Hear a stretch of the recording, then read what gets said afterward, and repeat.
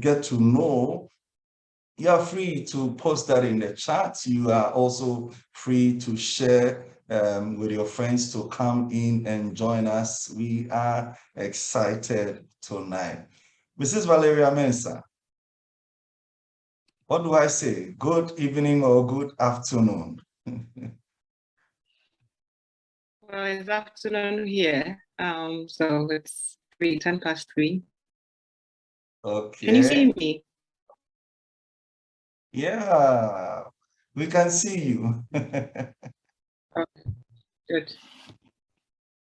This is Abroche look, or what kind of look is this one? I'm sitting somewhere in the corner of my bedroom, so this is what the pandemic has done to us. All right, all right, all right. So, you know, we have friends, we have family and colleagues of yours, classmates of yours joining us. There are some names I'm seeing for the very first time. And on behalf of Valeria and myself and the rest of the team, we are happy that you are able to join us if this is your first time. This is HiCard's platform. We discuss leadership, we talk leadership, we talk personal development. Every Saturday evening, 8 p.m. GMT, we do such sessions once in a month. We do an interview of one of those that have distinguished themselves when it comes to leadership for us to learn from. And tonight, we have the one and only. Some people call her Val, some people call her Valet, some call her a lot of names. Anna, Yeah. you had Anyone you had a nickname in secondary school? No, I never did. You never did. I wasn't that exciting to earn a nickname. All right, we'll try and find one for you. I see Anikweku on the line. We'll try and get one for you tonight. Yeah, we'll bless you with one before we finish. But tell us, who is some call you, what's that? Is that Nana or Nana? Oh, yeah. No, something. Yeah, I know where that's coming from. All right, you see. So, a lot will come out tonight. You wait and see. But who is Valeria? We know you to be Mrs. Valeria Mensah. Who is Valeria? Tell us. Who am I? Okay, Yes. So I won't say my age. I am, you probably know this already, I'm Ghanaian. I'm in my late 30s. First child of 4 children. I was born to a civil servant and a teacher. And so my home was, I would say, very academic. What else? Yeah, I grew up in Obuasi. I was born in Obuasi. I grew up in Obuasi. And I went to boarding school quite early. I think I was just about 7.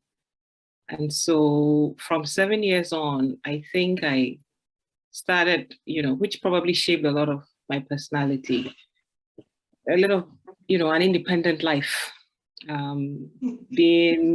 figuring things out for yourself. And so right from primary school through to junior high, secondary school, then university, even for national service, I did national service at the University of Ghana campus. I was given accommodation. And then after that, I went abroad, to do master's. So I think that background probably give you a bit of an idea of the kind of person that I am. But yeah, I'm sure more about me would come up as we interact. Great. So just born out of Boise. Any encounter with gold so far in your life, physically? I have still never seen. Well, I think I have. You have, but not from the mines. I have seen gold jewelry, but I never had the privilege of visiting the mine during its glory days. These days, it's another story altogether. But Yeah, we call it the Golden City, but unfortunately, it doesn't look anything like the city that has produced gold for so many years. By now, you should have had some gold in your room there, in some corner somewhere, to show Who that knows? you're a bossy girl. Who knows? Maybe I should ask my parents. Maybe they have They some do. hiding Yeah, somewhere. sure. Maybe they So have what did some. you They don't do want us to primary know it. school? Where did you do your basic education? So Secondary? I started primary school in Obuasi. I actually started in a public school. My mother is a teacher. I don't know, very early in my life, I remember her teaching in the same school that I attended. So I went to a public school in Obuasi called New Institute. I went there from class 1 to class 3, and at class 3, my parents thought I needed a bit more challenge. So they decided to send me to a boarding school in Kumasi. So I actually did 2 different boarding schools in Kumasi, Peter's Education Center. And then from then I went to St. Benedict. I think Peter's, I was only there for 2 years. And then I went to St. Benedict, I think for 4 years. And then from there, I went to Infantsman Girls. I finished Infantsman in 2000. And yeah, after that, I went to Legon. I finished Legon in 2006. Finished Legon in 2006. Yeah. And then? And then I went to University of Cambridge to do a master's. I finished that in 2008. Yes, I graduated in 2008. And I did a little bit of, when you finish grad school, you're not usually not sure what you're doing with your life. So at that point, I tried out, PhD, because everybody in my class was an MPhil. So everybody in my class was going on to do a PhD or trying to. I had no clue, but I applied to a few PhD programs. I didn't get accepted. And so I did. I think I took a job with the Legal Services Commission in the UK. It was a very administrative job, but it helped me to just help me keep my head, up while I figure things out. And then I always knew I wanted to do development work. And I remember one part, I did a few jobs, well, it was more like a contract while I was studying with Comfort. Comfort is it's an education charity. They're into education, and they have a few projects. I don't know about them today, but then they had a few projects around the continent, including Ghana. And I remember I was working as a research assistant, and so as and when they had research projects, they would call me up, and then I go and help with the whole data, the data work. And I remember being in that office a few times. Almost everybody there, they were like professionals, some PhDs and stuff, but everybody there, or anybody in that office that mattered, had spent some time in Africa. You interact with like, oh, I spent two years in Tanzania, I spent 2 years in Kenya. I'm like, you want to do development, you're from Africa, what are you doing here? So I think that was a wake-up call for me. I'm like, I should just go back home. And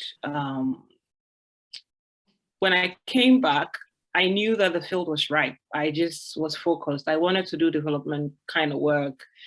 I wasn't so keen at the time whether it was international development or, the NGO type or, just think tank kind of work, but I knew I wanted to be in that space. So I came back, and very well, I was bored. I was trying to figure out, where do I start? And then I had done my national service with the International Programs Office in Lagos. So I had good friends there. So I went there a few times, and I told, at the time, Professor Dankwa was the dean. And I said, Prof, I'm back. I'm still figuring out what to do, but if there's anything I can do, I'm happy to volunteer my time. And so I can come and help you with, anything. And she's like, yeah, feel free to come in. So I went on one of such, to help out. And while we were there, he had a visitor, Professor Dodo, who came, and he introduced me to Professor Dodo and said, you should meet Valeria. She just came back from Cambridge. And Prof said, what are you doing? I'm like, I don't know yet. It's like, follow me. So I followed Professor Dodo. He was then director in charge of the Regional Institute of Population Studies. And then we went, he showed me a room and it's like, this is your office. It's like and that. I'm like, seriously, yeah. It's like, this is your office. And so we started talking, you know, it was a very strange kind of mentorship, but he wanted to put me somewhere while I figure it out. But almost immediately when I went, they were doing a big research project and he's like, feel free to join. So I joined them, but I knew that was not what I wanted to do. And so while I was there, I was just applying for jobs here and there. And then I think my first job, my first big break in this was with the European Union. They were looking for an economist program officer. I applied, I interviewed, and it was one of those jobs that was advertised in the newspapers. So I applied, went through that process, and I got the job, and I haven't looked back since. So that was, I remember very well, June 1st, 2009. And I have been in those circles since then. Thank you very much. Good to hear all these things. I'm putting the bits and pieces together. We'll see. Now, you just mentioned development, and then you talked about international development. And so you said that you knew you wanted to do development. When did that knowing come to you? When did that sense of doing development work, international development, when did that click? I think, I'm not sure exactly when, but I mean, I wouldn't say that growing up, I always wanted to be this or that. If I want to go back to, say, my teenage years, where I was probably a little bit more aware. Initially, I actually wanted to do science because that was the coolest thing everybody was doing. And so I remember when I applied, you know, in secondary school, I had wanted to do science. And many people still have been sitting on National Science and Maths quiz. Probably, or probably I would have just falling by the wayside. Or maybe a quiz mistress by now, you never know. Maybe. Because I remember, I mean, in my class and in JSS, all my friends, I mean, they all went off to do science. And I wanted to do science as well. So I remember we had, when I got admission, I was giving visual arts. Stated, you know, especially my dad, God bless his heart. My dad is like, no way, she can't do visual arts. And my parents did, you know, all the maneuvering to try and get me to change. So the idea was, okay, she's going to start and then we will get her to change. And so, you know, I think, can you hear me? Yes, I just got a signal that my connection is unstable. So I want to, okay. We can hear you. So we, you know, there was all sort of things to try and get me to change. It didn't materialize. And I remember, I think if I remember correctly, my father at some point even got admission for me in St. Louis, where I would go and repeat and then I would do science.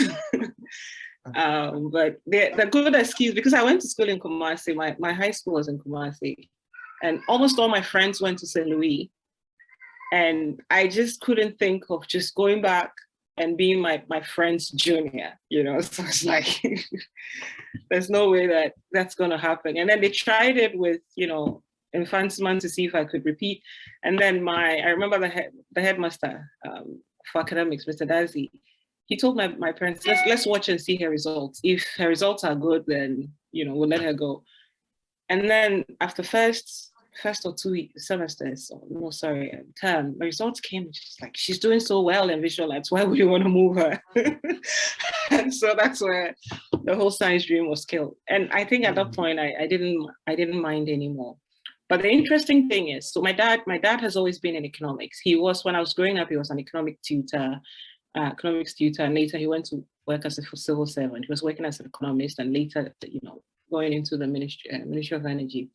So I grew up with a lot of economics around me. My dad was also an examiner for WAEC.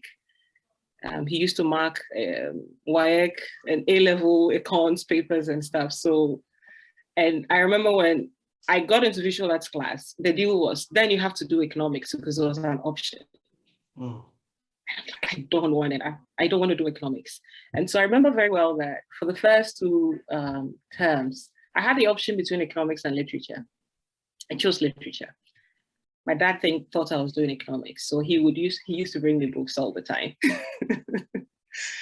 And then after a while, I saw that he was paying, like he was really invested in me doing economics. The science wasn't looking good. And I'm like, okay, let me just switch to the economics class, for what it's worth. Because I saw all the books and stuff he was bringing to me. I'm like, let me not let that go to waste. And I didn't understand anything at all, it just was like I was seeing stars. But some way, somehow, and I remember I joined economics in Form 2 second term. So I didn't do first year. I didn't do first term. I just joined in Form 2 second term. And in the WASI, I got a B. Sorry, SSE, I got a B. So I figured, okay, there might be something there. And so my dad takes the credit for that. Yeah. So it means that it started way back. It didn't just start at the university.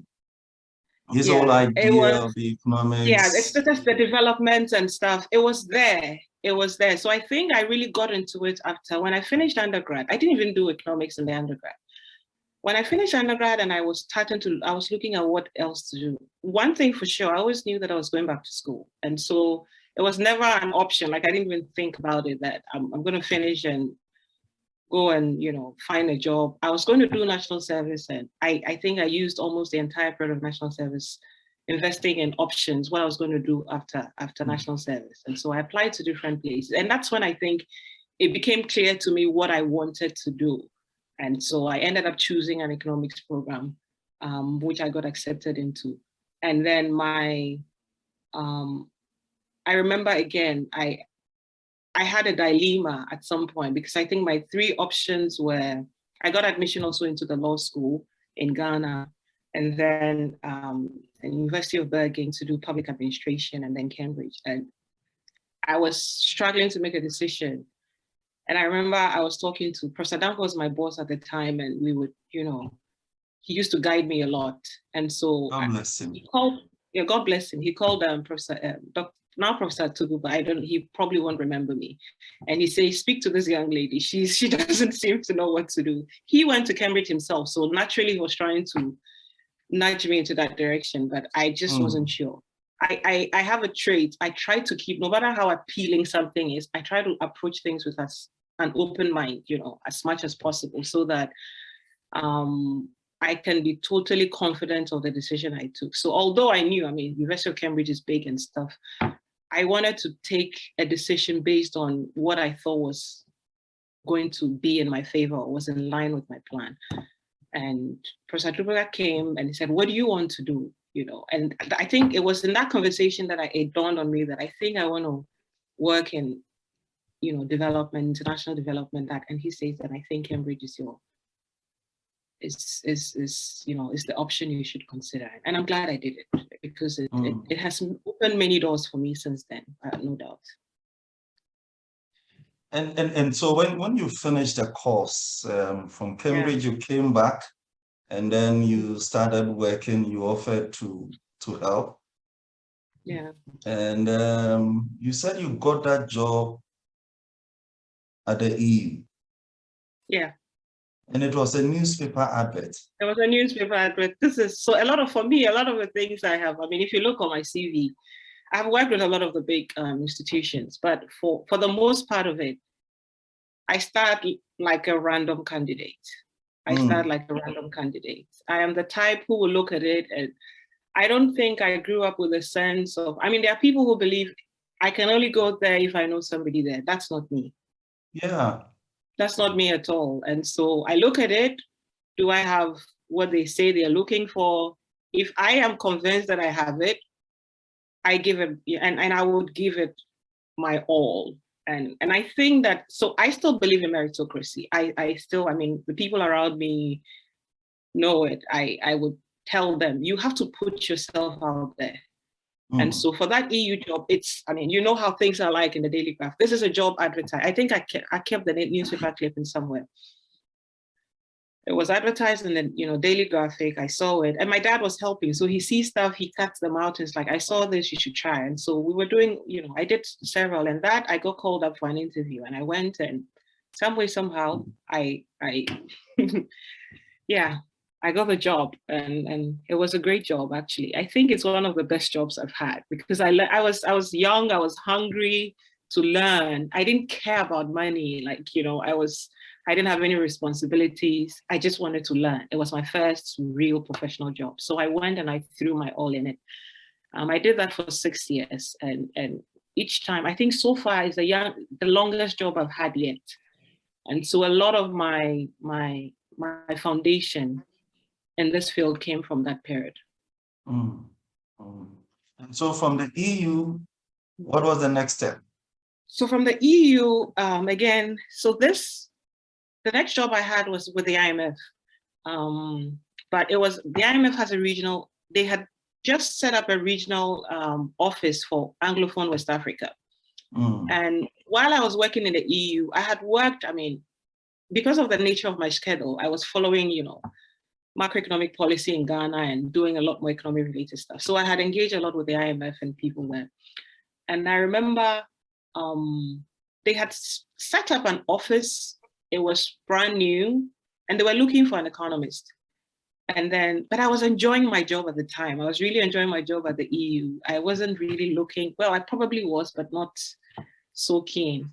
And I remember a colleague of mine came to me and said, there is a job, I hear they're looking for an economist. Are you interested? And I'm like, do you have the details? Send it to me and let me see.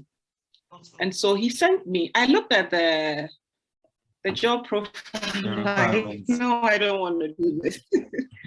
This is not interesting. Like, I just looked at it. I looked at what I was doing. I knew I probably would be paid more money, but I looked at what I was doing. I'm like, nah, this is not my work. This is not worth my time. I don't think I want to do this. Then he kept pestering. In hindsight, I think that somebody inside tried to use him to get to me. And so I remember I had a conversation with my husband about it. And later I was like, okay, his name is Kwame. Kwame is pestering me. Let me just give it a shot and see what these people are about. So later I found out that they had advertised the job. They also did a national, Daily Graphic advertisement. They went through, they didn't find a suitable candidate. So I think they were trying to see if they could find somebody who was in the space. And so I did. And I remember that, so the day, I remember one it was a very busy week, and I said, okay, let me do this. And then maybe God is calling me in that direction, and then we see where it leads me.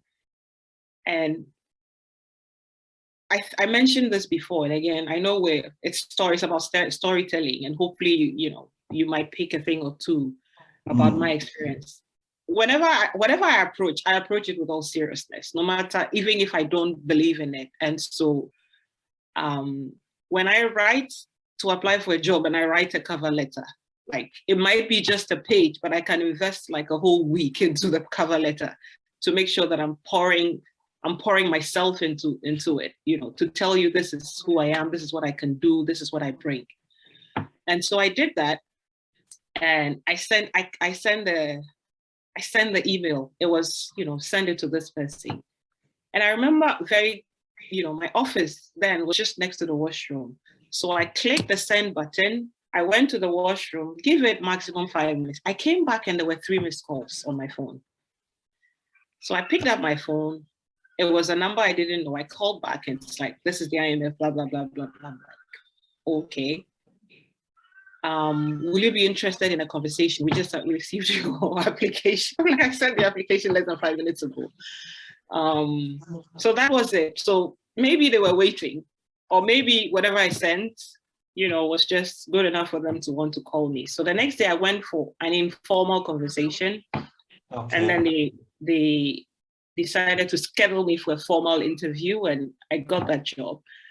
Again, I put my heart and soul into it. By then I had a family, and so it was challenging, but I normally approach my work with 110%. And so along the line, I felt that I needed I needed a bit more. So the motivation, what made me move was that I had done my work on Ghana. I was working mainly on Ghana. And I think at that time I kind of knew, and Ghana is not that easy. It's not so difficult to figure out. After a few cycles, you know whatever the issues are. So I felt that the reason I had tried, the appeal was that it was a regional office. So it wasn't just Ghana, it was all the West African, Anglophone countries in West Africa plus Cape Verde. And I'm like, okay, so let me go to a region and then get that flavor to see how, the macro and all the other issues, like macroeconomic capacity development and stuff play out there. And I think after like 3 years, I started to feel like, I think I need more. And just around this time, while I was considering, I saw an advertisement by the Mo Ibrahim Foundation. Okay. That had advertised for, you probably know about the Mo Ibrahim leadership. Every year they pick up 3 candidates and place them in the ITC in Switzerland or African Development Bank in Abidjan or United Nations Economic Commission for Africa in Addis. And so I picked it up and I knew that it was speaking to me. So again, this was something, it was actually, so what I do is I use social media a lot. So all the interesting people, the news outlets, the big organizations that I'm interested in their work, I follow them all. So this was actually something I saw on Facebook. They had advertised it on all platforms, but I saw it on Facebook. And so I went to the website, I looked it up. Wait, you saw the ad on Facebook? Yes, I did. Because so I follow them. I follow the IMF. I follow the World Bank. All of them. They're on Facebook. They're on Twitter.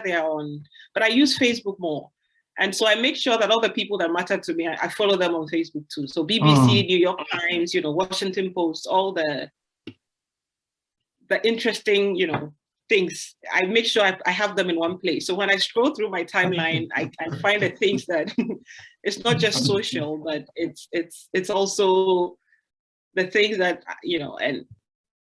and in the area that I work, we work with news, we want to see what's happening on, the economy, all the, what do you call it? The credit ratings, things like that.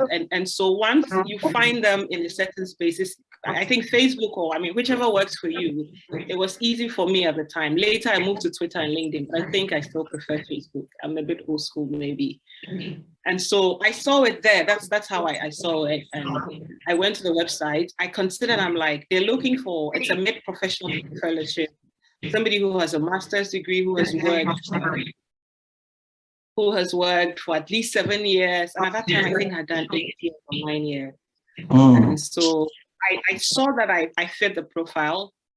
I spoke to my immediate boss at the time and a few people who could do my referencing for me. I put my heart and soul once again in the whole application. And it was a long process, but I got picked. And when I look back, I don't take it for granted. I look at it also with humility. Yes, I put in an effort, but in our cohort, this was in 2018,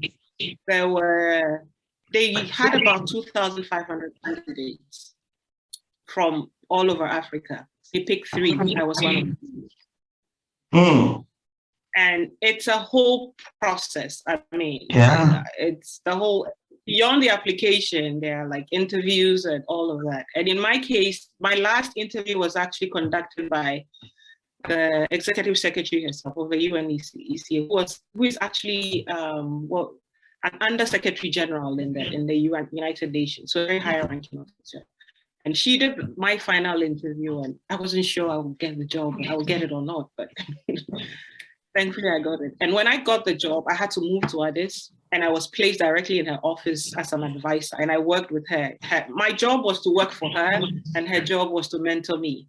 And so I got that privilege of being in her space, which was very, very, it was an exciting period in my life, but it was a lot of work. Now, you said this application took a lot. How long? How long did the application process take? I don't know if I remember the details, but I mean, I've done even more competitive applications since then.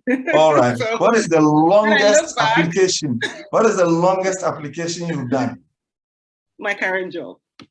Your current That job. like when That's I the tell longest. people, yeah, when I tell people, it's like it sounds like it's you're making it up, but that's what it is. So I currently work with the IMF headquarters as an economist in DC, and I came in. So I had left the IMF. When I went to Addis, I actually resigned. Yeah. I resigned because it was a failed post. I resigned, and people like, why, you have a stable job, it has a good, you live in Ghana, you have you have a good, health insurance for your family, and you get to travel. But I wanted more. When I like to know that I'm growing. And so once I get to a point where I don't feel that I don't feel the growth, I just want to look more for, I don't want to look to where I can find growth. So I think that's what kept pushing me.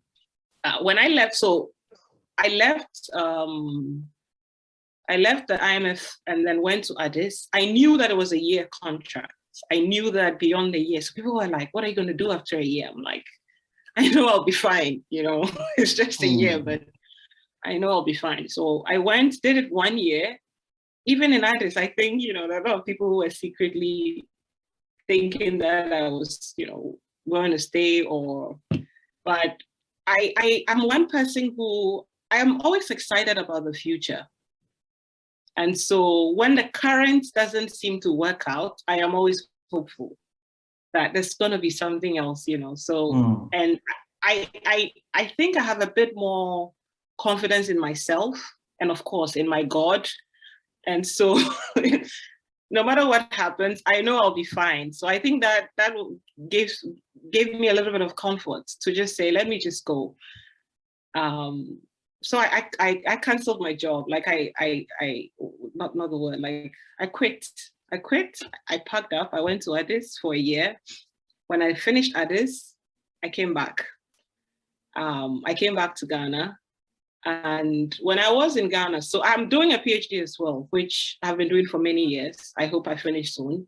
And so my backup was always, I'm just going to use, because I don't have enough time to work on the PhD. So I would use whatever downtime, after Addis to figure it out. And I remember soon after I came back, I did an exit interview when I left Addis. And so I posted it on my LinkedIn.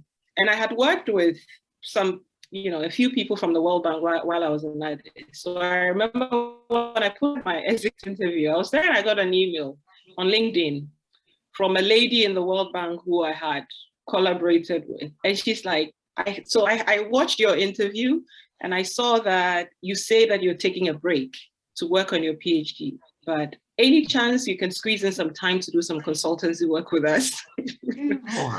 I'm like, okay. So that was a job. I mean, I didn't go looking, but she saw it and it's like, I was always watching you while you were in Addis, and I thought I liked you. So can you, if you can. So I went to the World Bank. I didn't work as a full-time. And I think that was the timing was also great for me because I had been away from my family. I had 2 young children who had left in Ghana when I went to Addis. And I came back home to be a wife and a mom and, and a student at the same time.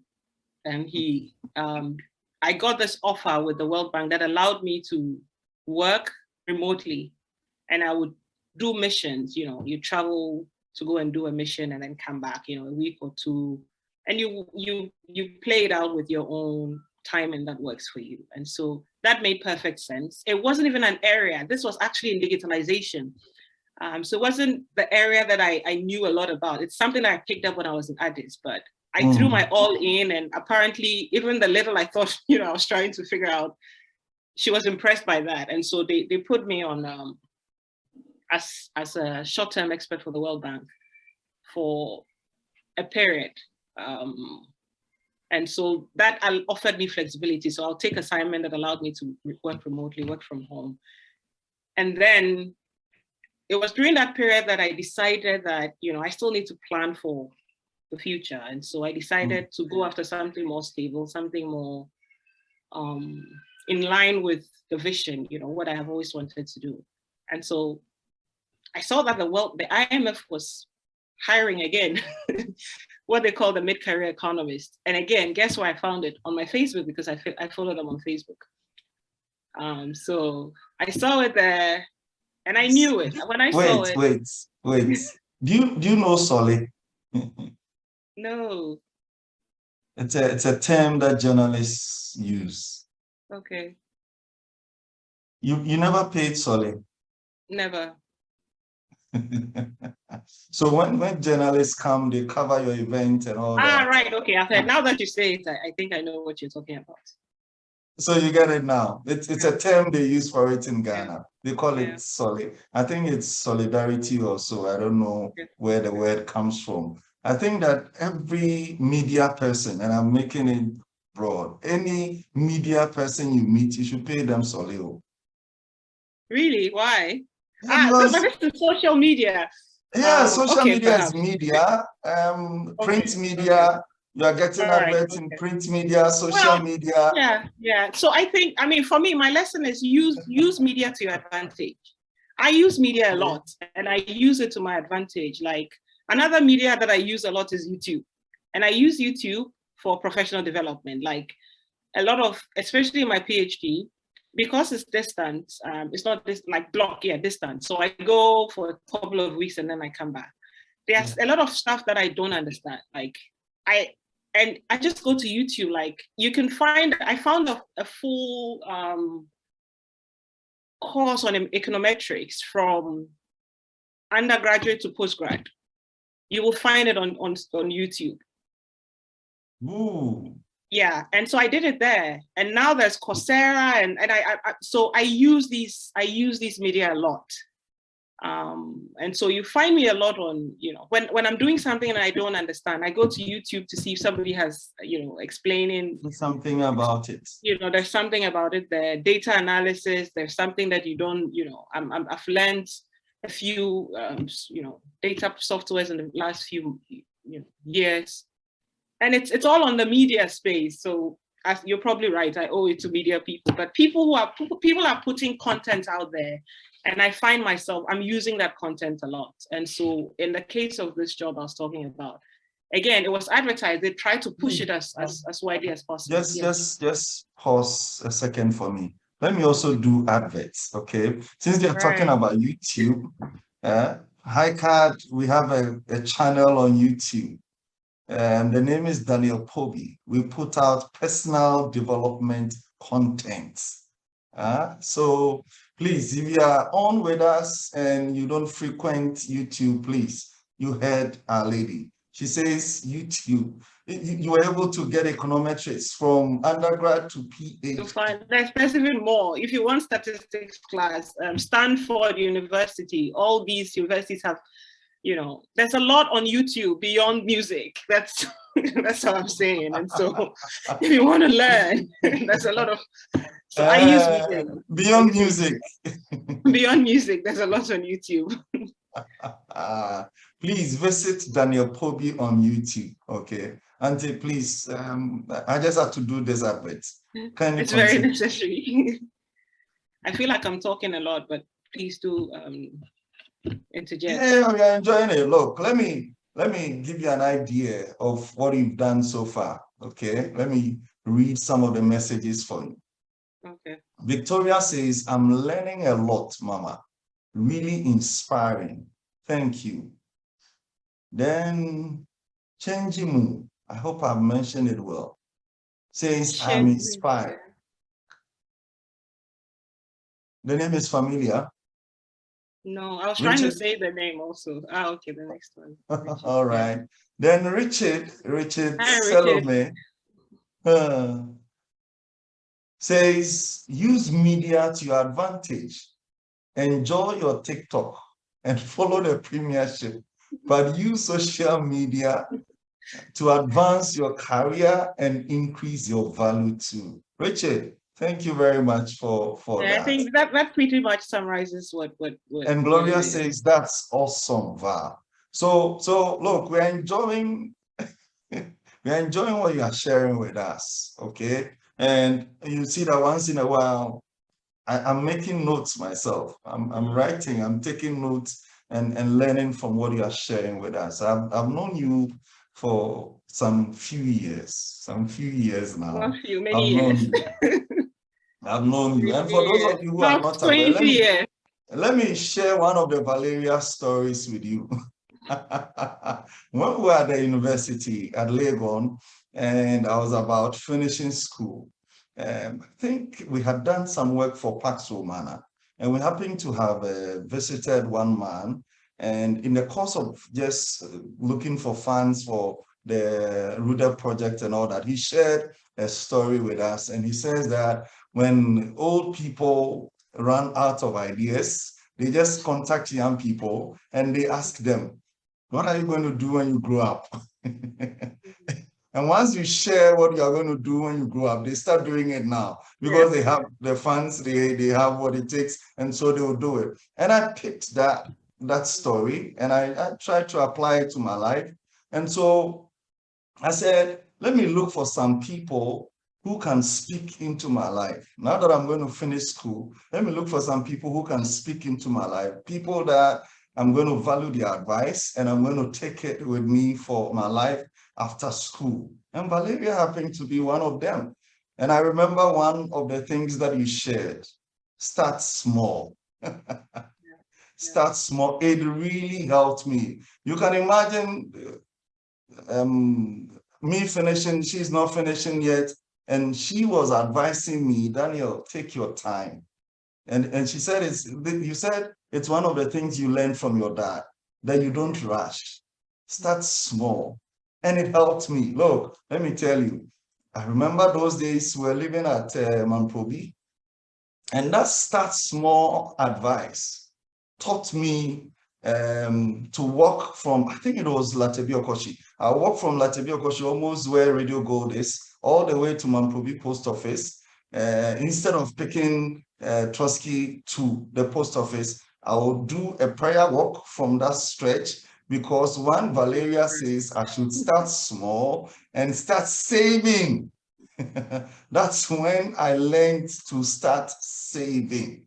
And this was key to how I started my life. Look, don't tempt me.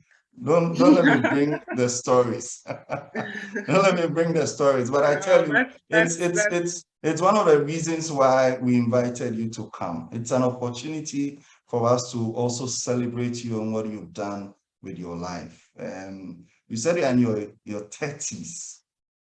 Late 30s, that's all I'll say. Yes, I remember that. You said you didn't tell us your age. No. But at your age, you've done EU, you've done UN, Mo Ibrahim, something. You've done World Bank, you've done IMF Part 1, IMF Part 2, you've done first degree, you've done second degree, on your third PhD. And I have a 4-month-old baby. No. which is complicating my life further, actually. But you have a husband, that gentleman. I have a husband and 3 you children. have a husband. You have before the 4 months, you have the first girl. There is a boy. Yeah, I have a 7-year-old, 5-year-old, and 4-month-old. 7-year, 5-year, and 4 months. Yeah. 4 months.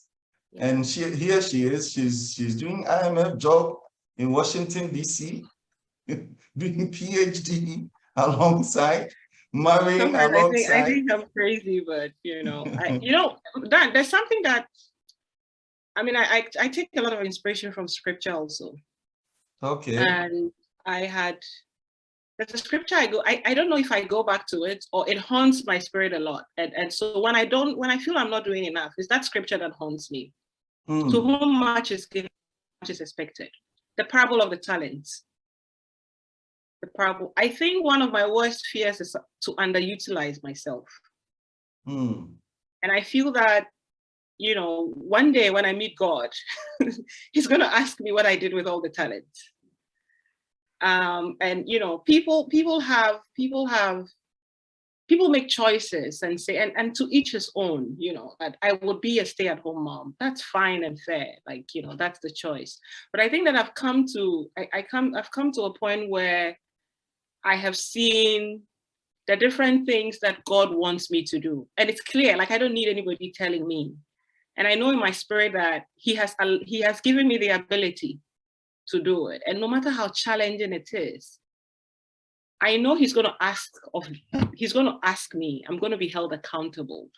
So I don't want to say I spend all the time being a mom. I don't want to say I spend all the time being a wife. I don't want to be, you know, I spend all the time being an economist or just working. And so, but let me say this, because sometimes it's, you know, people don't see all the work. Half the time, the people who I don't have a lot of friends on WhatsApp. I have a very close circle, as you would know. My circle is very close. I know many people, but I'm very close to a few. And when we chat, I always say I'm a mess. A lot of the time I am a mess. But what I do is, although I'm mindful that I'm called to do many, so I usually say that in my universe, I'm many things. But every point in time, I find myself focusing on one. At every material, so it could be, you know, it could be a day or two, but I'm always constantly aware of the many things in my universe. And so if you asked me what I was, you know, I mean, maybe for the last 2-3 months, I'll say I was nothing but a mom, because I had a new baby. And I just had to shut off everything else, you know. And sometimes, like, I put pressure on myself. I'm like, you haven't done this. This is, you know, but I'm like, at this point in time, it's this baby that I am responsible for. And that's all I need to do. And so at that point in time, that's what I am. Now I am at the phase where I'm back to work. I have to balance many things. Thankfully, I have always been blessed with an amazing support of my family, my parents. Like right now, I have both my parents with me. And those sisters. And good sisters, you know. Yeah. Altogether, my brother, my husband is an amazing man, you know, who allows his wife to just go off and do crazy things. And he actually is the one who bless him. Yeah, he's the one who keeps pushing. He's like, you should do this. Even the PhD, the guy who, I remember when we met many years ago, and at that time I just finished my master's, he was still on his, and he asked me what you wanted to do. And I said, I think I want to do a PhD, because at that time I had tried. And I remember many years even after we got married, he says, you still haven't done that PhD, and you need to do that PhD.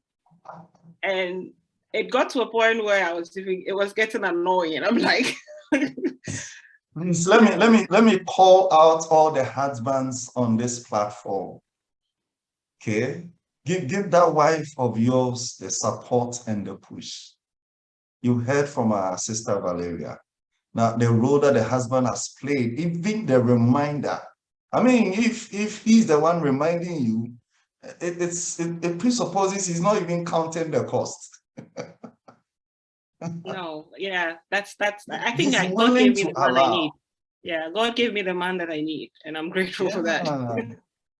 Oh, God bless him for us. God bless him for us. Look, I have plenty of questions. I'm even lost. We've not gone into the leadership bit. We've taken all the time. I don't know if we have time. This IMF job. This IMF job that you're doing in Washington currently. And so you by now, if you are listening to us, you know that she's connecting with us from the US where she's based. Let me gossip a bit. You missed, you those who didn't come on early, you missed seeing her with a baby on her back. Coming to do the setup for this interview. I'm sure you didn't know I was seated here watching you. You didn't see. No, I saw you were there. I saw you were there, but you were not. I saw you. My video was off. Your video was off, but I saw you were connected. Yeah, I was putting the baby to sleep. People missed that. And so if she says that she keeps her focus on one thing at a time, you will know what that means. She won't let IMF or PhD interfere with what she has to provide for baby, what she has to provide for her children, her husband. If she's there, she's there. And we need to learn from that. So this IMF job, you said it's your longest. It's the hardest thing I've done. Well, not the hardest. PhD is still the hardest thing I've done. And my friend Jimmy is there, so he's like my accountability. I'll talk more about having accountability partners with you, because I think that it's important, you know, having people around you who help to keep you on your toes. My husband is one of them, and one of the good friends I have. I saw that he's written something. Jimmy was a director, so he's a big man. He retired in the UN as a director when I went to UNEC. You don't say. Yes, he's a big man. He's sitting somewhere in Boston, but Jimmy makes time to call me. He chases me. Sometimes I feel guilty, but he's, you know, when you have people who see your potential, see your value, and want to push you, you should cherish them and keep them. And I'm glad that I've had people like that in my life. So this IMF job, yes. So it's been a challenging thing that I mentioned Jimmy because I think he was somebody I spoke to throughout the process. It's the PhD I still maintain is the hardest thing I've done. This is the hardest job I have in terms of the process. And so the IMF, as you know, it's a very competitive, you know, institution to get in. I had worked with them before, but it was in a very different capacity. And so it started off as they advertise. I think recently I even shared some on my Facebook and LinkedIn. Every now and then they go out. They're looking for talent. So they go out. They go around the world. They actually send missions out to go find them people who can join them. But you have to be prepared and know that you have built yourself so that when they come looking, you are ready to present yourself. They can look in your direction. So yeah. So it started off as that. I saw it. And I always have mentors. Like I always have people who I check with. I'm like, I saw this. Do you think that I could? And I had worked with one of my bosses from the IMF. I sent it to actually two. I had two bosses in the IMF. And before I say this, again, I'll come back. Just a quick, I remember one boss, Oral.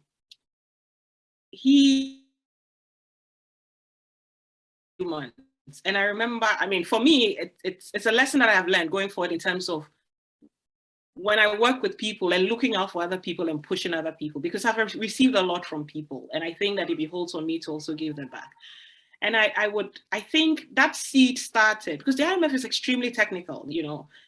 It is a very different animal. Even like I've been in the space, but there is a lot of, you talk about it differently. And he came from HQ, you know, they have all this, you know, men in black, you know, appearance. And within a week, he was taking the staff out, you know, he was trying to know people one-on-one. And I remember he went out with me, we went for lunch. He said, I'm just getting to know the staff because I just came, you know, I just want to know. And I remember when we sat down, before we ordered, he looked at me and said, I think you're very good and you are HQ material, so you should think about applying for a job in HQ. See, I had never thought about it. This man had only known me for two weeks maximum. But of course, before you come, I had been in the system so they can read appraisal and all of that. And I'm like, I don't think it's, you know, it's just way too technical for me. I like being, you know, the applied, you know, just do applied macro, but I don't know. It's like, you know, what you don't know can be taught. And I remember his words. What you do not know can be taught. There are some things to look out for. I have been a recruiter before, and I think you can do it. So I sort of had it in the back of my mind, but I didn't think it was within. And so when I saw this at this time, I sent it to him and I'm like, he's like, do you feel ready now? And I said, yes, like, go for it. But it requires some investment. And I'm like, I think I have the time because at that time I had just taken myself, I was in that space where I was working part-time for the bank and doing my PhD. And it was a long process. I won't go into the details, but it was an extremely long process. I started off with some online interviews. Then they sent people to come to different regions of Africa. In West Africa, I was in Nigeria. So they flew me to Lagos, put me in what's the name of that fancy hotel? put me up there, and I had a very grueling interview. That was just preliminary. And then another 3 months later, they wrote and said, congratulations, you qualified for the next round. And the next round of interview would be in Washington, D.C. And we would make arrangements for you to come, and you would write an exam and have a one-on-one interview with a panel, and then you would make a technical presentation in front of another panel. So I went through all of that. After that, they sort of prepared to say on you from the whole process, and then they present it to what they call like an economist committee, which you don't know, you don't see, you have no idea who these people are. And then they look at it and based on that select candidates. But let me tell you, the candidates they select are not even selected for jobs. They are selected as what they call ready to hire for the IMF. So they put you on a roster. Because when they are looking for economists, they don't advertise. So they have people who go through this process on a yearly basis that they have, in terms of their technical competence, have been cleared. And they put them up. And so as and when jobs come up, you are given access to a portal. So once you've been cleared. So once I went through that process, I was put on a roster and I had to apply for individual jobs and go through interviews all over again. And so it's a long process. Like people only see the results, but people around me, I remember there was a period where all I ate drank was macroeconomics. And my daughter, who was like 6 at the time, started picking up my macroeconomic books to read. It's like, Mommy, what's in these books? You're reading it all the time. I really want to know what is in this book.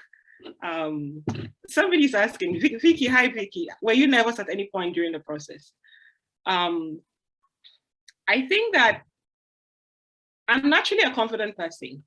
And so I do well with people, and because I think right from I've always been close to my dad and my parents, and I hang out with their friends. So I'm very used to making conversations with older people. So I think that comes at a plus. But there was one point that one of my mentors gave me at some point, especially in this job. He says, when you go and you see them, all people sitting in a room who are probably PhDs, have published extensively and coming to test your knowledge.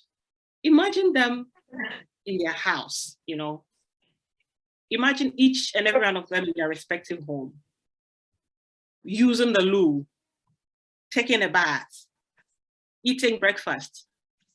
Think of them that way, and then you notice that they're just as human as you are. And so once you're able to put that in context, you see that at the end of the day, it's really about what you know and not about the people. And so have a conversation that is based on what the conversation itself is about. Let the topic be the substantive thing, in question, but forget about the people. At the end of the day, they're just as human as you and I.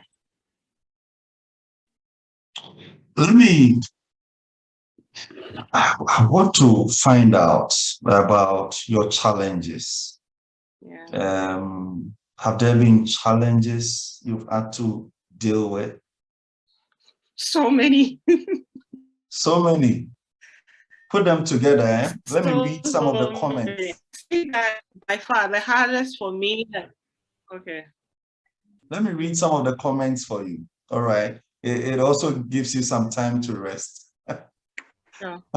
Gloria says she's always stayed on top of her game from day one. And then she adds, Paxo, let me add for you, Piso. You did publicity secretary. Yes, I was. I remember. I used to take those megaphones to Commonwealth Hall. That should tell you that I'm a little bit of a confident girl. I would carry my megaphone to Commonwealth Hall and all the other halls, just making announcements about our upcoming programs. About Pax. Arab says, wonderful eye-opener right there. Thanks. Jessica says, I'm learning a lot from you. Millicent, also in the US, says, you are so humble in all of this, Sister Val. So inspiring. Jessica says, in fact, you are my mentor, Mom. Jessica, you need to see me. I'm her manager for today. And then Jimo says that I've had the pleasure of working with Val in the United Nations Economic Commission for Africa in Addis. Val was always on top of her game. Even when she was stretched almost to breaking point, she's a tough, tough cookie who will rise to higher heights, I am sure. This is a big man, as you said, saying this about you. Thank you very much. Pearl says, Supermom Val, thanks for sharing. Millicent says, UN Secretary General in the making. Please take note of this one. It's prophetic.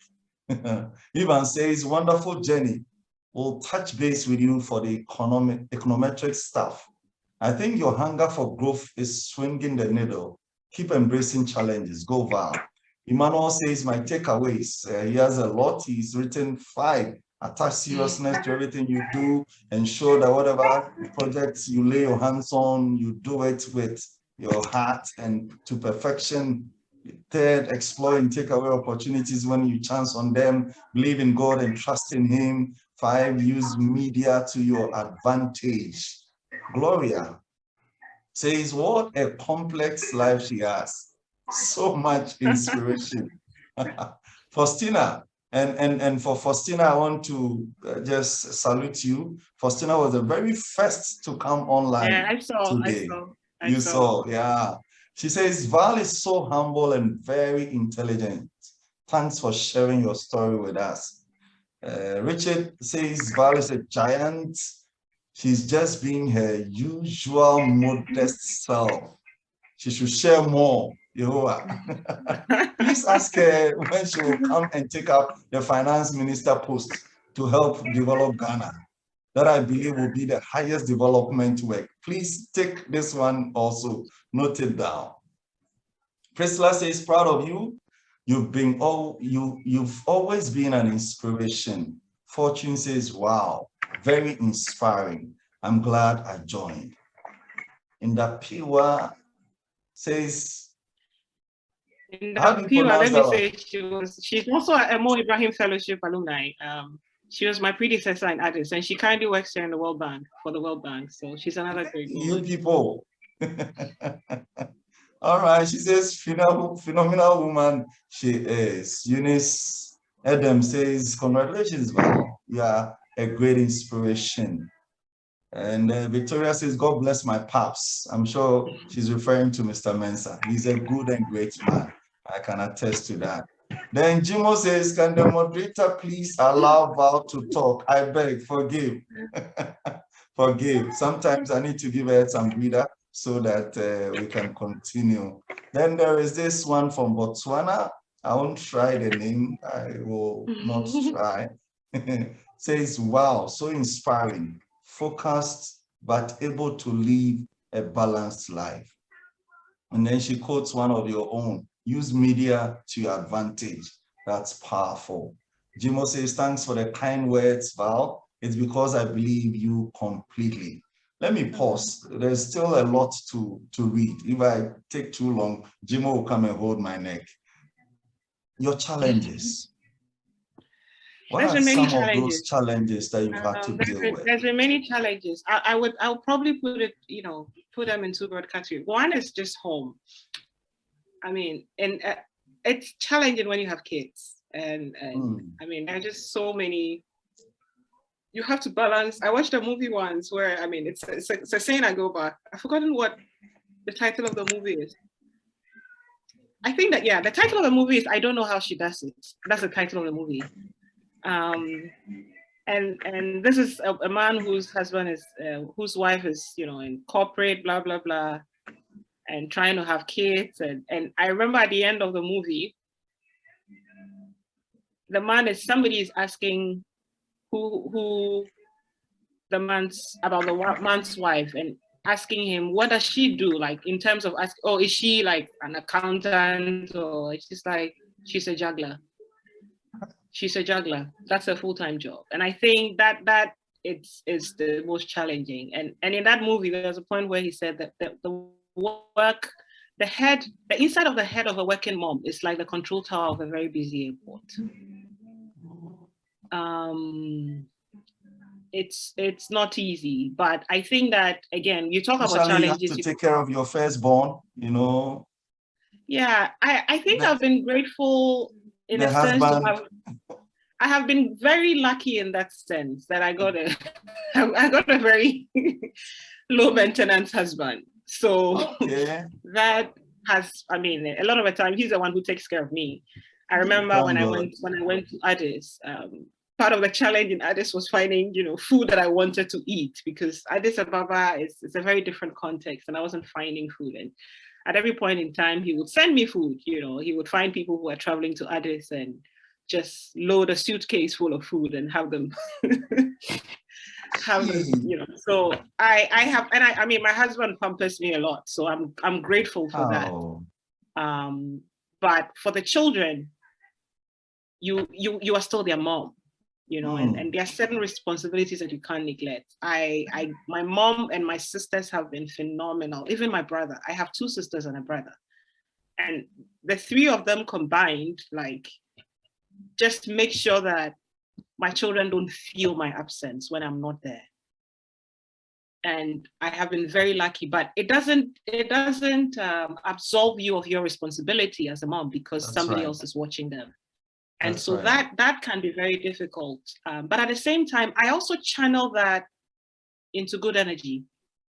I channel that into my ambition. And so part of even working out to get this job was also thinking with family in mind, putting myself in a space that would allow me to have a more balance, and for instance, like, I mean, thankfully we're still doing remote work for the most part. I go to the office now 2 times a week, but in my office now, there is a lactating room. There is a daycare in the office. Trying to position yourself to be in a certain space that allows you to flourish, in a sense that, Yeah. certain organizations provide for you and provide for your family. Yeah. Which, because they want to get the best out of you. And so that also pushes me to want to, because I've worked out different. Like, I had my first child when I was working with the EU. I had my second child when I had joined the IMF. And so all of that came with difference. I remember when I had my first child, there was a period where I was taking her. We went to Dolly's. Dolly's was it's a school in Nabon, which was close to my office. So every morning I put her at the back of my car. I drop her off at the daycare, come to work after work, pick her up, put her at the back, and Accra traffic. The baby is crying and screaming. And she went, I put her in daycare when she was six months old. So I've sort of gone through the different, and even with my son, there was a period where I would take her to my mother-in-law, because my mom was working in Obuasi. My mother-in-law lives in La Paz. And so we at the time lived, somewhere close to West Legon. So in the morning, myself or my husband would drive to La Paz, drop the baby, come to work, after work, come back, go pick in this whole. So it's, that whole part has been part of also, I've channeled that to influencing me in terms of making career decisions that is fulfilling for me professionally. Fulfilling because I didn't want to say I want to stop working because of that. No, I still enjoy what I do, because for me it gives me a lot of energy. I was telling my husband a few days ago that a few months ago I felt like I was losing my mojo, and because I was home, I was just with the baby and just being a mom. I was enjoying it, but I felt I was missing that X factor, because I pick a book and I can't read. It's like my brain is just slowed down. And then when I started work a few weeks ago, suddenly everything just lit up in my head again. And I felt like I came to that understanding that there's something in me that thrives on the work I do. And as long as that light is lit, I'm able to light up everywhere else. And for me, I know, like, I've come to that knowledge that it's got to be in that balance. I have to find a way to balance it. So that has been a challenge, and I think we work on it on a day-to-day basis. Like I said, I'm grateful. My mom, my dad, and my sisters and my brother, and my husband, of course. the other part of it is also dealing with, the work and all the other issues around the work. And I think one of the lessons I have learned over, in the journey is to avoid drama as much as you can. There's always drama everywhere. In all these organizations, there's always drama, within the people, the office that you go to, and people have egos, people have, and I've changed jobs quite a lot. And so I have learned that. And I personally, I like people, I'm drawn to people who have no airs around them. And I try to be that myself. And so when it comes to the workplace, I try to keep the job, no matter what is boiling around it, to keep the focus on the job, because it's very easy to get drawn into the politics at the work, individuals and egos, and people might be pushing different agenda. I mean, I've had this many times, but I realized how important it was when I started interviewing in my current role. It's especially, for the fund and a lot of international organizations, they spend a lot of the time in terms of beyond the technical, in the interview process, learning about who you are and how you work with people. Yeah. Leadership, what you talk about. Like, I remember in my interviews, I spent about 30 minutes on scenarios. They give you a scenario. Tell us a scenario where you had to work with this person on an output and the person was not playing ball and you had a timeline. What did you do? Oh. Tell us a scenario where you had been given a task, you had no idea about what to do, you had a short time, what did you do? And you have to give them practical examples. You can't make these things up. No. And it's with the experience at the work and the different scenarios, the different setups where I've worked. And I when I sit back and I reflect, you learn. And for me, if I have advice to anybody who is in the corporate or in any environment, I think that it has served me well. And I hope, as much as I can, if you can, stay away from the drama in the workplace. If you can, stay away, keep your foot, by all means, if you go and there are factions and there are like, cliques, stay out of it. I talk to everyone. I laugh with everyone. I don't join cliques. I don't join factions. I just do my job and I go home. The only faction I have is at home. And so I think that it can really throw you off. I mean, I've had, I don't want to give details, but I've had a lot of challenges on the job coming, from managing people and different, personalities and, egos and all of that. But I think that once you stay calm and you are composed and you remind yourself on the daily that I'm only here to work, and I have to find a way to work with these people, even if they don't like me or I don't like them, then you are able to handle it, in a way that it doesn't take too much from you. Nice. Not been easy. See, I'm sure there are also people that have played roles. I mean, you've mentioned a lot of them in the course of our conversation. Let me read some of the messages that we have on the chat, okay? Permit me.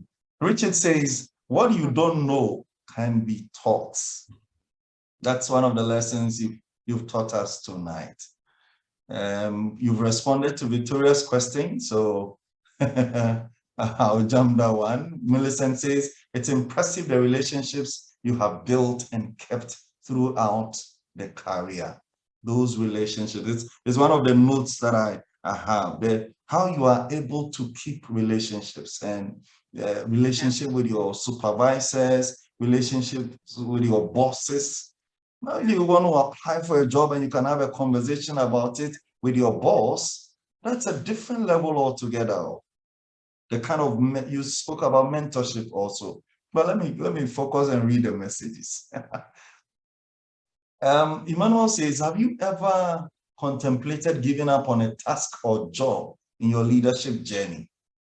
Have you gotten to that place? I have been pressed. I tell you that I remember that I have been really pressed. I mean, I saw Jimmy's comment because Jimmy saw it. I mean, he retired at some point, but he saw a lot of what I had to do with others.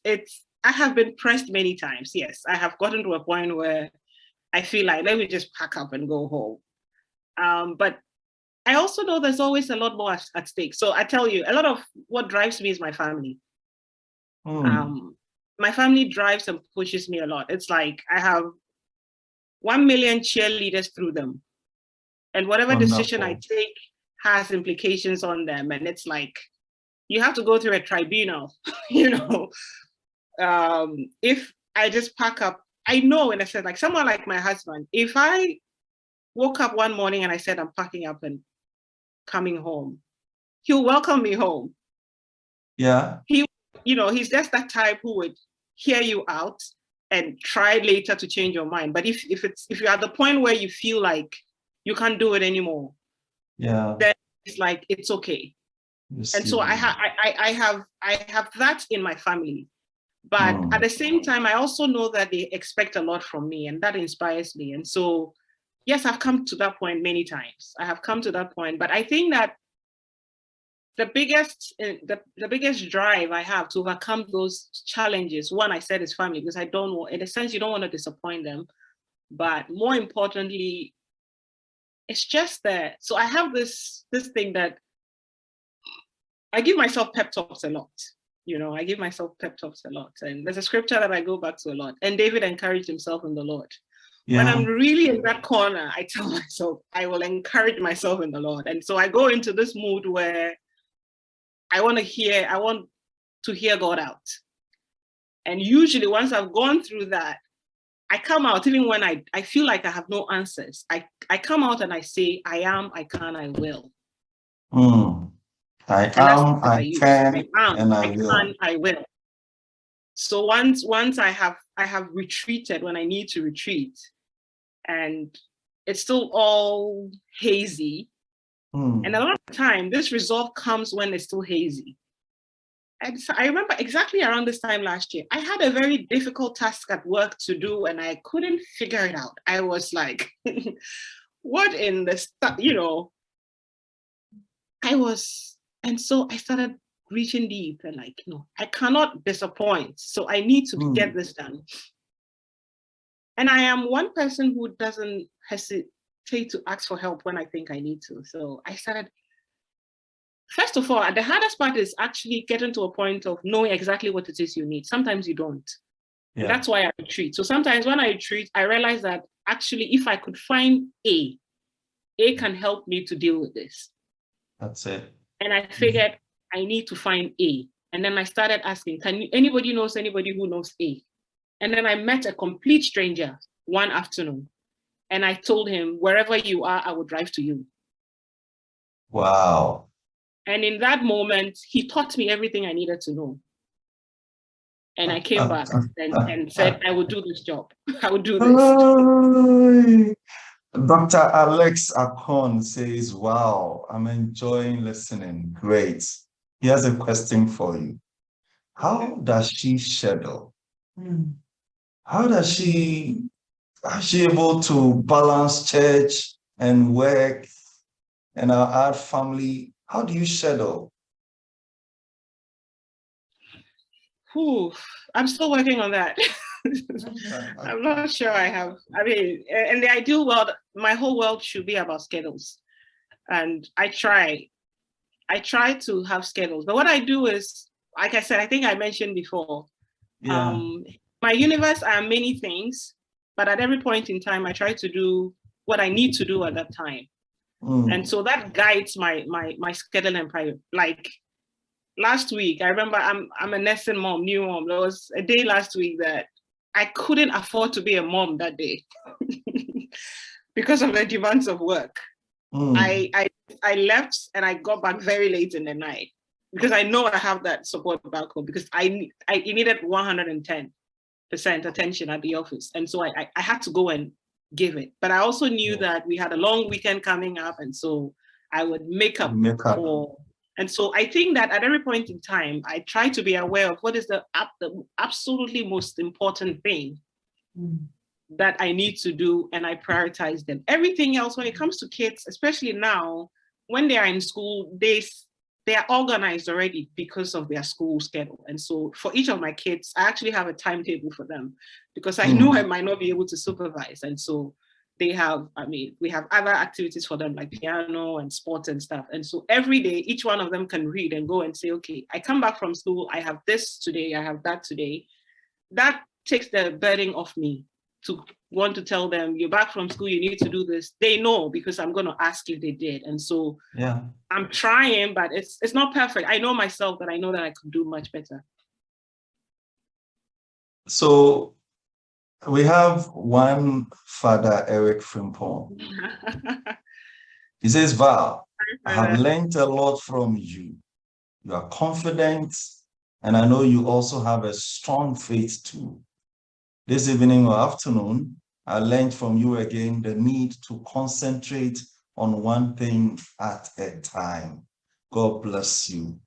Father, look, we too need some blessing.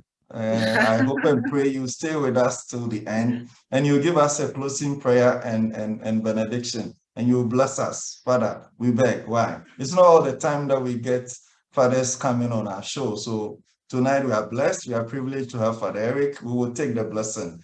Oh, Val, what do you think? We should take the blessing. Anna. Any day. I'm always chasing him for blessings. So. Millicent is a very good point, focusing on the job. Gloria says, I perfectly agree. Val stays away from drama and focus on the task.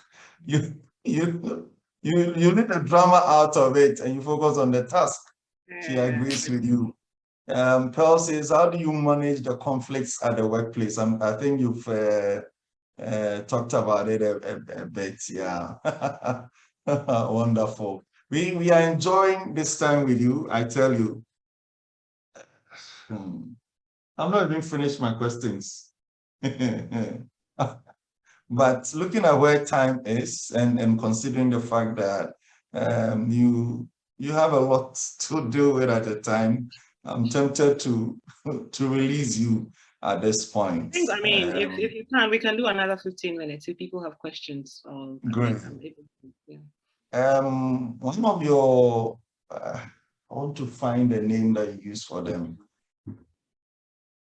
Your younger sister has a comment. You have a name you give to them. I want to remember it. It's not coming.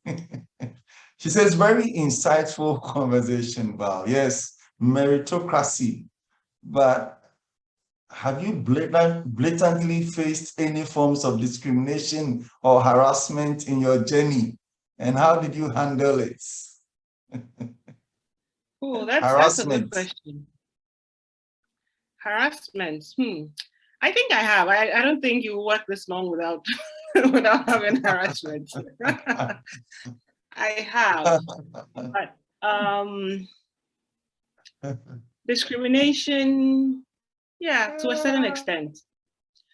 I think you need to, and this is something I learned from my mother, you need to stand up for yourself. You need to stand up for yourself. And I think that is something, I am usually calm and collected, but I stand up for myself.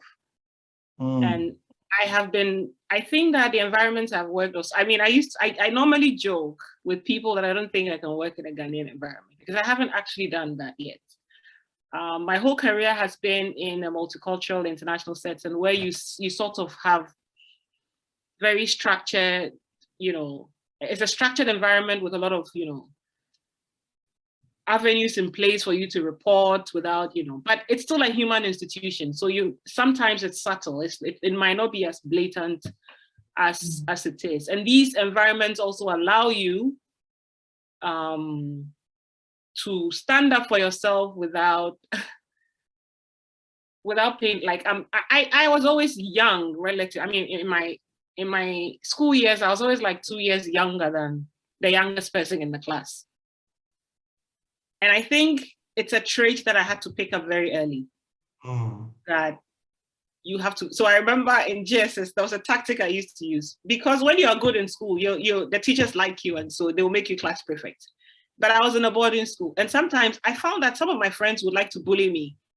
Like people you are in class with, they feel like, oh, you're not our, in those teenage years, people are a bit crazy. Like, you're not at our level of teenage. So, and so if you bully me in the dorm, I'll bully you in class, because in class I am the boss. And so it's find your ground. And I think that one of the things that I try and I mean, I would say to people, especially anybody who is going into this space, it's important you know your worth, you know what you bring. And don't sell yourself short. You're not doing anybody a favor by playing small. Like, you are in a workplace, if you are a bull on that, go out and be your bull. And, I'm just learning. No, that's not me. Because it's like there's a certain posture that when you take, then it might create certain opportunities. But once people know that you know what you're about, you were hired on merit, you understand the institution, and what you don't understand, you are willing to learn, then it's not, I wouldn't say it makes it difficult for people to mess with you, but you learn to build respect and mutual respect. And so I think that the approach a lot of the time is just stand up for yourself, allow yourself not to be bullied, but be confident in, and I mean, at this point I'll share, this is something that I developed. I'm not a fan of motivational speakers and all the things they come with, but I developed my own principles for work, in terms of profession, and even motherhood and being at home. And it used to be my 3 C's. Now I have even added a 4th C. It's like 4 C's. What environment I find myself. The first C is conviction. Conviction. 2nd C is confidence. The 3rd is content. And the last C is commitment. Now, the conviction, if you look at it from, let's say it's a job you're applying. Before you apply, look at it with conviction that I can do this job. I have what it takes. You need to get to that point that convince yourself, because a lot of the time, people also, people you hear about, and I even me, I've been through that, about this Stockholm syndrome. I'm not I've forgotten that. I'm not Stockholm syndrome. That's for the abused. I would remember it now. Where you feel that people did you a favor by hiring you. And if you find yourself in a very, I've forgotten, anybody who knows it can put it there, but when I tell you my head is a mess, this is what I mean sometimes. If you find yourself in one of these very competitive platforms, you wonder, oh, did they make a mistake, by picking me? Imposter syndrome. Yes, thank you, Victoria. Did they make a mistake by picking me up, or maybe there's somebody more qualified? If you go in that with that approach, you would sell yourself short, and then you set yourself up for all these issues that might come up, including bullying and discrimination and all of that. But if the attitude is one of a place of conviction, that helps. 2, confidence. And I think it's closely related to conviction. Be confident in yourself, be confident in your abilities, be confident in what you know, be confident in what you don't know, because being confident in what you don't know allows you to learn. Be confident about it. And a lot of the time, like if you enter a room, whether it's an interview, whatever, you enter a room, you have to command presence when you speak. You have to let people know that you did not waste your time by meeting me, and that's the confidence. So, and I've met many people. There are people who are so like, I'm like, this guy is brilliant. And you try and push them in a certain direction, and they go and they didn't get it. I'm like, I don't get it. But later it comes to you. Yeah, you have to be confident about what you know. A lot of the time, some people don't even know, but the confidence allow, this is what I like about Nigerians, and I think that our people can do a lot more in that direction. Our big brothers. The 3rd is content. And this is where I'm putting this in a certain hierarchy. Well, in terms of coming down, I'll start with conviction. I go to commitment, then content is once you have figured out, you're convinced, you're convinced about, you're confident about what you know, what you do not know. you have to make time to invest in knowing the content of whatever it is you're doing. And that is something that you cannot make excuses for. If the demands of the job, if the job demands that I have to do, why did I do a PhD? I had a good job. I started a PhD 7 years after my master's degree. I figured the space that I was in, and I realized that I would need this at some point. And I haven't finished. It's been very challenging, and I'm still, I know I'll do it by the grace of God. It'll be done. Amen. It will be done. Amen. I receive it. I need all the blessings for that. And for many things, like learning new skills, apply yourself to the content. If it's a job you got, pick up their annual reports. Just study the context, the content, know whatever it is that it's required of you, so that you will not be found wanting for what you are called to do. It's almost, you shouldn't be called out for not doing your job. You could be called out for not doing your job properly or in a manner that is not acceptable, but it shouldn't be that you don't know your job. Okay. And I think that is very, so once you know where you are and what you don't know and what you're missing, you need to invest in the time and the space to find out, to learn whatever else you need to boost your knowledge and in the field you find yourself in. And then the last, of course, is commitment. Commitment is a thing from the heart. Commitment. Now I'm convinced, I'm confident, I'm doing the job. Commitment, in my words, is it's like a vow to get the work done at all costs. And that's what people remember you for, your commitment. They may forget all the others, but they won't forget your commitment. Oh, I think that I've seen a question. I think Emmanuel done. So what I just talked about, probably you asked for 3, I gave you 4. So yeah, leadership. It still works in leadership, because I spoke generally, but because I see leadership as everybody's a leader.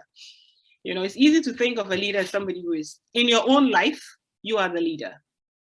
Yeah. In my life, I am the boss of my life, even if you're unemployed. Vera says you need to stand up for yourself. It's one of the statements you've made.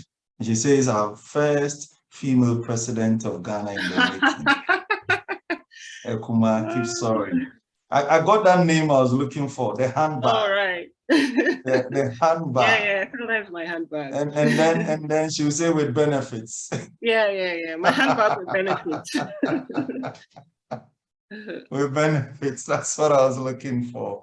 Thank you very much. Look, with what you just shared, I feel, look, let's wrap it. This doctor, friend of ours, any regrets? No, I'm happy to answer that. And maybe if there are young people here, they'll hear. I think I could have done a lot more in my youth. I'm still young, but I feel like when I look back, there's a lot more. There was a period where I could have done more than I'm doing, and I feel that I could, and I always come back to this PhD, and I believe in God's time and, willing, God's will and time, but it gets harder as you go, the higher you go, the harder it gets actually. And once you have children and you have, and I find myself in a stage of life where I'm learning a lot of things that I think I could have learned much earlier. And so by all means, it's never too late to learn. Whatever point you're in, pick up whatever it takes you think you can learn. I know there was a period where I went because I felt like I'm okay, I've arrived, and didn't commit to learning. And I wish I had this mindset I have. I wish I had it much earlier. And I think that has probably my biggest regrets. Oh, Millicent says this has been a masterclass. Thank you so much for sharing your life with us. Everyone needs that strong foundation from the family as well. You are incredibly blessed. So very proud of you. Thank you very much. Dr. Akon, the medical doctor in Ghana, you made me feel guilty that I haven't done more. No way. No way. Everybody has a, like a, I'll speak to you. Yes, you'll be crying. What's the, you help me. So we all have our destiny. And so if the conviction is coming, you're being convicted in the spirit, and it's not from me, then it's good. Don't, I always say, walk your path. Don't mind him. He's one loaded man. If I want to tell you. I know. And I'm saying this to everybody else. Don't feel pressurized in any way. Oh. That, we share experiences. I don't do this often. I don't. Dan had to, but Daniel probably has a way of making it very difficult for people to say no to. Even for me, it took months. Yeah, so I'm glad I did this. We started this conversation when? Was it June? Or... Yeah. But also the time. We're in November. My brain, before getting you. But we are grateful. Look, you said a lot of things. I wish we could unpack them. You spoke about volunteerism. One of the things I picked, the places where you found adverts and you followed it up and you were so convinced you qualified for them. You talked about the fact that you need to approach things with an open mind, approach it. Meritocracy is one of the points that you made, and you put yourself into whatever it is that you are doing. And once you decide that this is what you are going to do, I have taken notes, you've used it at least 3 times in this interview, 110%. You want to give it more than your all. And no wonder we are seeing the results and what you are sharing with us, and the relationship with your supervisors, your bosses, the people you've worked with, how you tap into that, the mentoring that you have received. These are things that we can only learn. For me, you talked about growth, the fact that you should keep pushing yourself and growing, and your hope for the future, and having accountability partner, having someone that you can check in with once in a while, and then the 4 C's cry, they welcome you. You just talked it out with those 4 C's. We cannot but thank you for sharing these things with us. For me, I must confess, we have to come back and watch this video. I have to listen. I have to listen and listen. One thing that sometimes when you are in it, you don't get all the stuff very well. But this is something I promise you guys, we will make the recording available. You get it on YouTube, and come listen to it over and over again. You will pick so many things. There are some things she said that you probably didn't even hear. I can assure you. When you come back to listen, you will see. You will see. Juliet says, thanks so much for sharing with us, Valeria. Very enjoyable and inspiring session. Okay, Vera, I have promised you will get an interview. Once you register, we will send you the link via email. You will get that. You can also check on Daniel Pobi on YouTube, and you will get it. But you will get a link. You'll get a link. Steven says, thanks very much for the opportunity to learn for free from a giant like you. This Steven guy, he met me last night. And he was telling me, hey, tomorrow's interview, dear, it's not going to be easy. Okay. And he said when he saw the profile, he said, hey, why didn't we push the profile first? I said, this lady didn't even want us to push it out, and we had to smuggle it in. And we thank God. You sent a profile. I didn't see it. I didn't send you that one. I didn't send me that one. Okay. No. But your closing remarks. Anything you want to top it up for us? I think just be you. Just be you. When you're really stuck, just go deep down and find inspiration from within. There's always something. There's always something inside of everyone. And I'm one person who believes no human being is wasted. Like there's always something in an individual. And normally when I meet people, I try to only engage with them on the good side. Like they might be all bad. People might know people from another different perspective, but I know them to be a good people because I only choose to see the good. And so I think that look within and whatever it is that it's inside of you. I think, there's a message I listened to from Dr. Otabu many years ago, and he said, focus magnifies.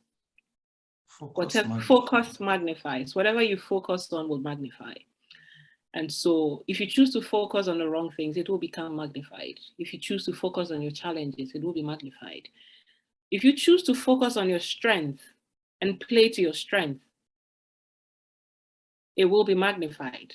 And so know your strength and focus on it and go all out, push in. I mean, I'm all for hard work. I believe in, and again, I'll leave you with something that I think, I know you know Ralph, a few of us know Ralph, one of our friends back from campus those days. He sent a message, I still remember, this is something he came up with. And he said, this is, I don't know, 20 years ago. He said, faith releases the favor of God.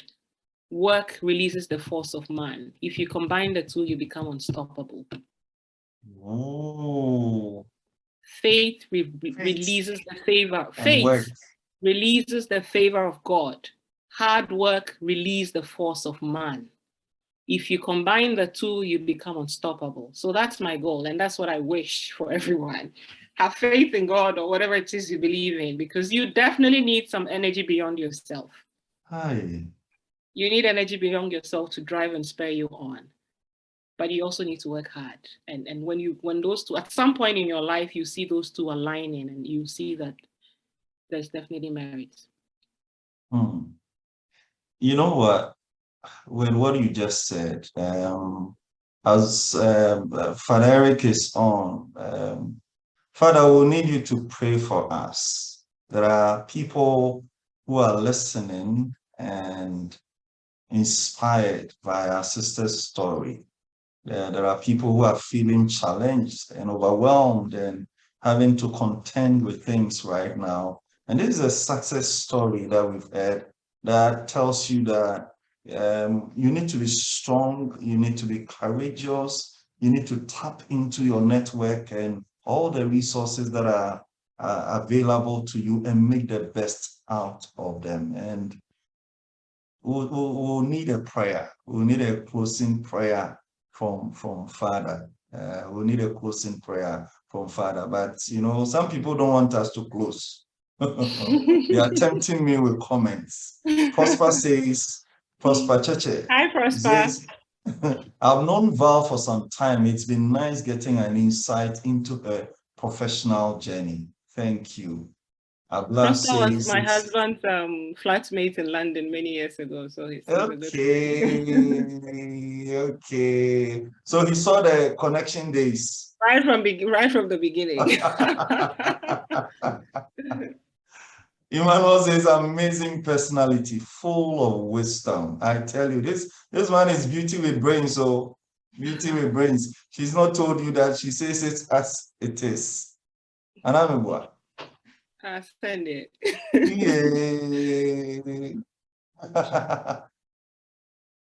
Let me read this one. Fernand says, no human being is wasted. This is one of the things you've taught us. Focus on the good. Very powerful. Thank you very much. Victoria says, Medase Papa.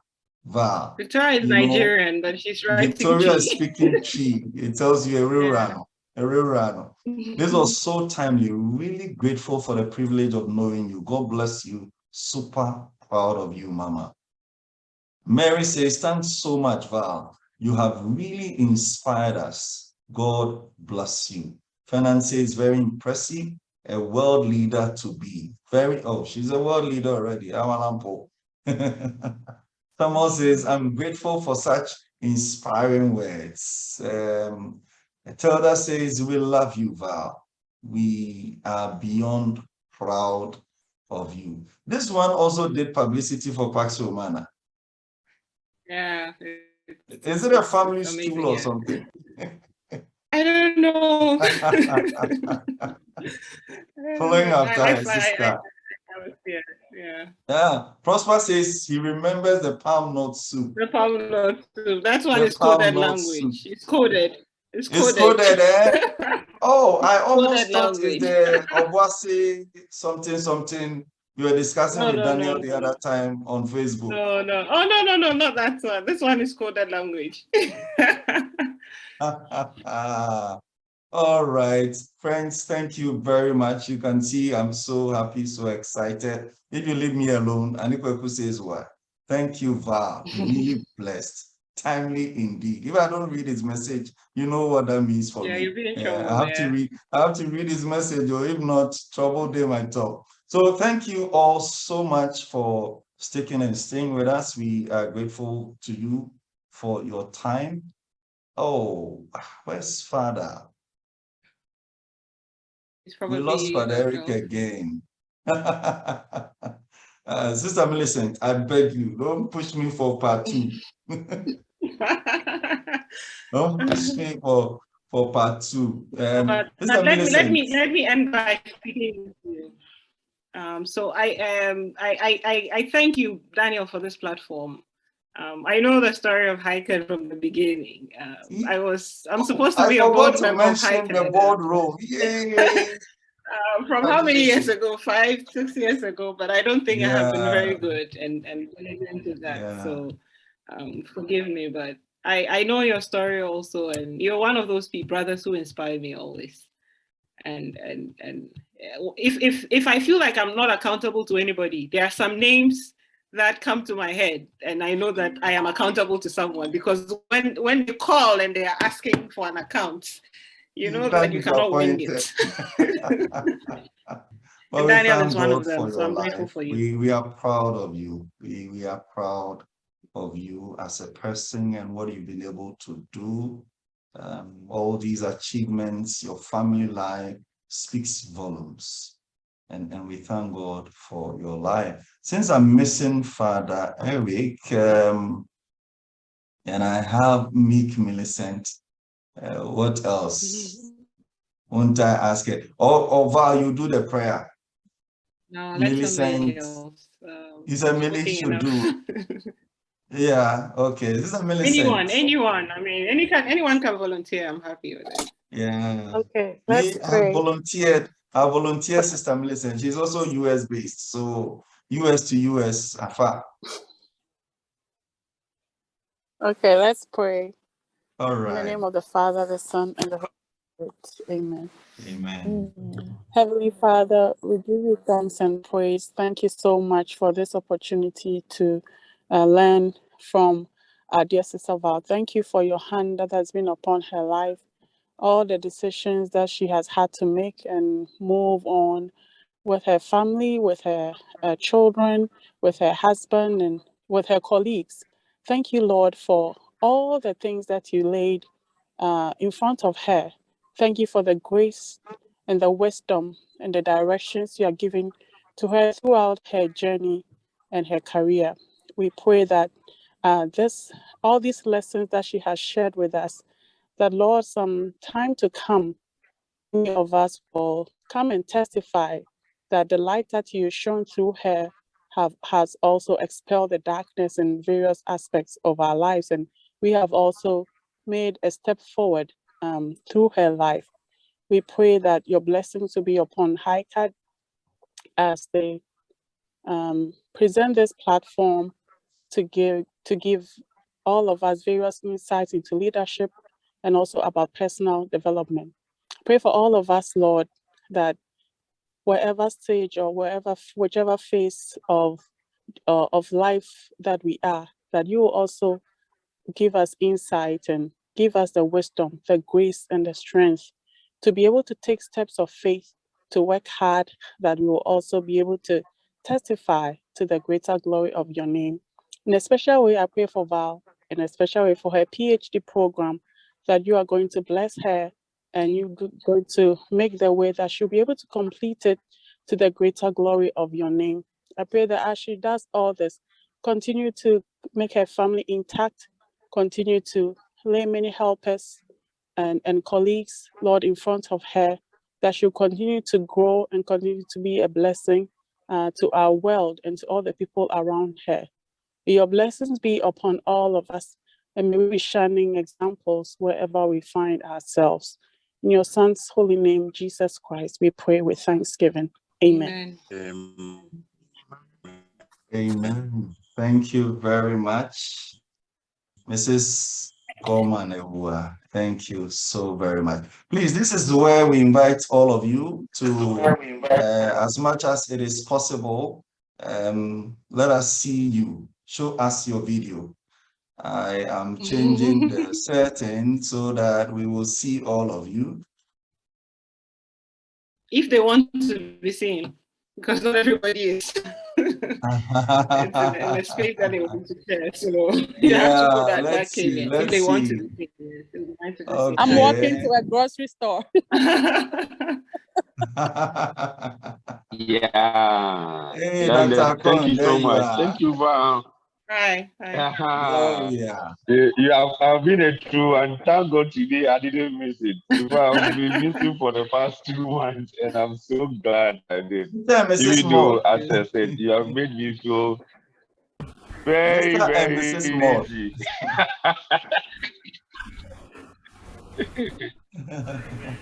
We thank God today you were able to join. But Victoria. some of us have been very lazy, very, very, very lazy.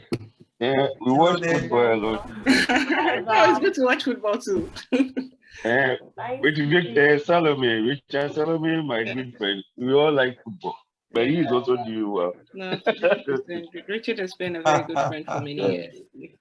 We all support us now. That's one that's of a problem. our weaknesses. That's a problem. It's not a problem. No, that's a problem. We are reaching out to strong as well. Okay, we support Real Madrid too.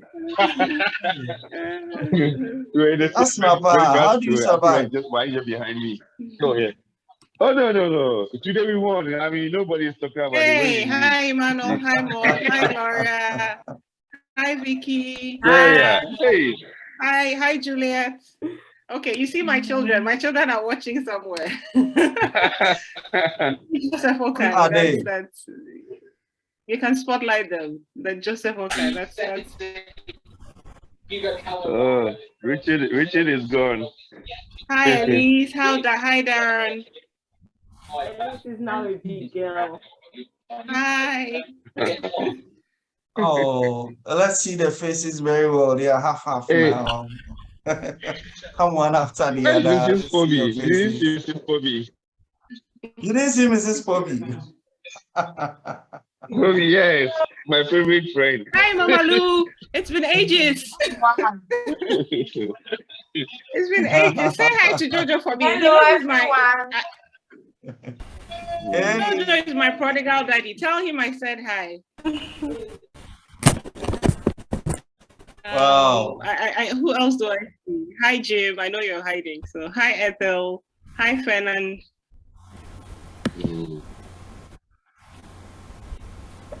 Well, you get in contact with Martin Tebu. Who? You know Martin Tebu. Martin. Yeah, very strong talent. Now, one of the human rights lawyers in Ghana. We're in Legion of Merit together. Okay. He was way ahead. Yeah. All right. I don't remember the name. I left. I might need the Yeah, name. Martin. Yeah, because he was in Lagos. Oh, okay. The house but we're in Legion of Merit. We used to do a lot of runs together. Right. You know, Mary. We are in the same. So you know Asama, right? Yeah, I remember. I know. Okay. And, yes, I know. Okay. The couple before. Yeah. I didn't know Daniel in Lagos, surprisingly. Some of us were too much into the makeup.